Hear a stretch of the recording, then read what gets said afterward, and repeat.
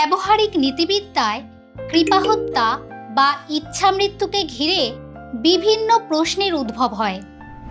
যেমন, কৃপাহত্যায় কি ব্যক্তি স্বাধীনতা লঙ্ঘিত হয়?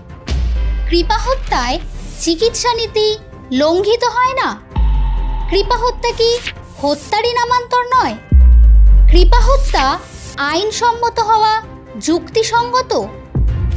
এই সকল প্রশ্নকে কেন্দ্র করে তর্ক বিতর্ক, যুক্তি ইত্যাদি নিয়ে বিভিন্ন নীতিবিদ বিভিন্ন মতামত দিয়েছেন।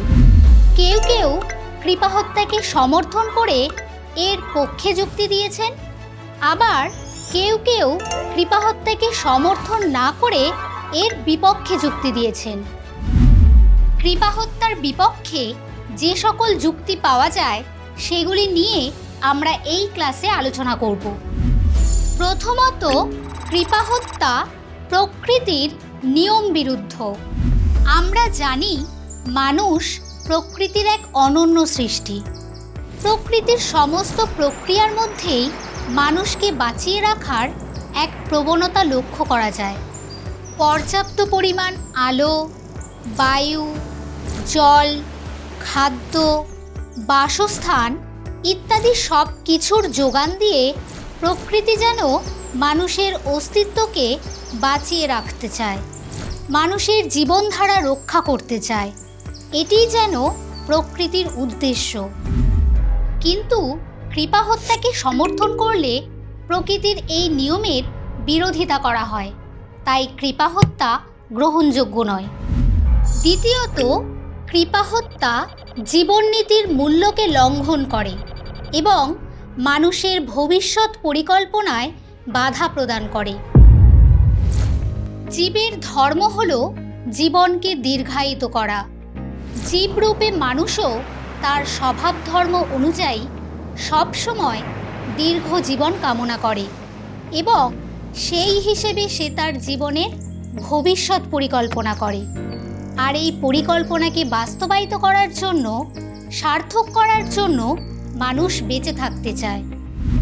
এখন স্বেচ্ছামৃত্যুকে যদি সমর্থন করা হয় তবে সেক্ষেত্রে জীবন নীতিকে যেমন লঙ্ঘন করা হয়, ঠিক তেমনি তার ভবিষ্যৎ পরিকল্পনাও আর বাস্তবায়িত হতে পারে না। যেমন ধরা যাক, কোনো একজন গবেষক এমন কিছু গবেষণা করছেন যাতে বহু মানুষের কল্যাণ হবে। এমন সময় ওই ব্যক্তি এমন এক দুরারোগ্য ব্যাধিতে আক্রান্ত হলেন যা কখনোই নিরাময়যোগ্য নয়। এখন ওই ব্যক্তিকে যদি কৃপামৃত্যু দেওয়া হয় তবে তার এই গবেষণা আর সফল হতে পারে না। কিন্তু এমন তো হতেই পারত যে ওই ব্যক্তি জীবিত থাকলে তার গবেষণা সফল হতো, যা আমাদের মানব সমাজকে আরও উন্নত করতে পারত। তাই এদিক থেকে বিচার করলে কৃপাহত্যাকে আর সমর্থন করা যায় না। তৃতীয়ত, কৃপাহত্যায় রোগ নির্ণয়ে ভ্রান্তির সম্ভাবনা থাকে। রোগ যেখানে অনারোগ্য, রোগ যন্ত্রণা যেখানে অসহনীয়, এমন ক্ষেত্রে রোগী বা তার নিকট আত্মীয় স্বজন কৃপামৃত্যুর আবেদন জানায়। কিন্তু এক্ষেত্রে প্রশ্ন হলো, রোগটি যে অনারোগ্য বা রোগ যন্ত্রণার উপশম যে সম্ভব নয়, এর নিশ্চয়তা কোথায়? এমন তো হতেই পারে যে চিকিৎসকের রোগ নির্ণয়ে ভুল হয়েছে, আবার এমনও হতে পারে যে রোগের ভবিষ্যৎ পরিণতি বিষয়ে চিকিৎসকের ভুল ধারণা রয়েছে। চিকিৎসা বিজ্ঞানের অভাবনীয় আবিষ্কার ও অগ্রগতির ফলে অনেক রোগ নিরাময় আজ সম্ভব হয়েছে, যা একদিন অনারোগ্য ছিল। উন্নত চিকিৎসা পদ্ধতির দ্বারা বহু রোগের দুর্বিষহ যন্ত্রণাকেও আজ প্রশমিত করা সম্ভব হয়েছে। আমাদের ভুল ধারণার ফলে একজন মানুষের মৃত্যু হতে পারে, যার হয়তো রোগমুক্ত হয়ে বেঁচে থাকার সম্ভাবনা ছিল। কাজেই কৃপাহত্যাকে কখনোই সমর্থন করা যায় না। চতুর্থত, কৃপাহত্যা চিকিৎসা নীতির বিরোধী। চিকিৎসকের ব্রত হল রোগীর জীবন রক্ষা করা, আর জীবন রক্ষা করতে না পারলে তিনি তার জন্য অনুশোচনা বোধ করেন এবং অনুতপ্ত থাকেন। কিন্তু কৃপা হত্যার স্বীকৃতি পেলে চিকিৎসকের এই মানবিক বোধ আর থাকবে না বলে আশঙ্কা করা হয়। এছাড়া এমনও হতে পারে যে কঠিন রোগ নিরাময় করার পরিবর্তে ব্যক্তিগত স্বার্থে চিকিৎসক রোগীকে মেরেও ফেলতে পারেন, যা সম্পূর্ণ অনৈতিক। পঞ্চমত, কৃপা হত্যায় জালিয়াতি ও প্রবঞ্চনার সম্ভাবনা দেখা যেতে পারে। কারণ এমন হতেই পারে যে বিপুল পরিমাণ সম্পত্তির মালিকানা লাভের জন্য রোগগ্রস্ত, উপার্জনে অক্ষম বৃদ্ধ পিতা কিংবা পিতামহের স্বেচ্ছা মৃত্যুতে সম্মতি প্রদান করে তার সঙ্গে জালিয়াতি ও প্রবঞ্চনা করা হলো, যা সম্পূর্ণ নীতিগর্হিত কাজ। তাই কৃপা হত্যাকে আইনের স্বীকৃতি না দেওয়াই বাঞ্ছনীয়।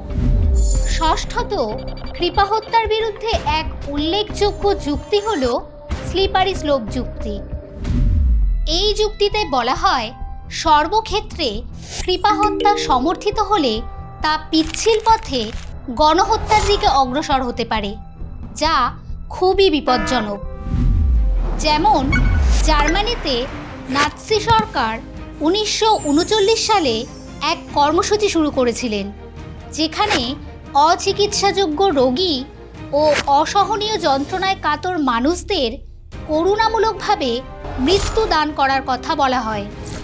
কিন্তু কিছুদিনের মধ্যেই সরকার সেই সীমা লঙ্ঘন করে মানসিক প্রতিবন্ধী, শারীরিকভাবে অক্ষম, এমনকি সমাজের অপ্রয়োজনীয় বলে বিবেচিত হাজারো মানুষকে হত্যা করতে থাকে। এইভাবে করুণার নামে শুরু হওয়া কৃপা হত্যা পরিণত হয় এক ভয়ঙ্কর গণহত্যায়। এই ঘটনাই প্রমাণ করে, একবার জীবন শেষ করার অনুমতি দিলে সমাজ ধীরে ধীরে তার নৈতিক সীমা হারিয়ে ফেলে। আর তাই কৃপা হত্যা কখনোই আইন অনুমোদিত হওয়া উচিত নয়।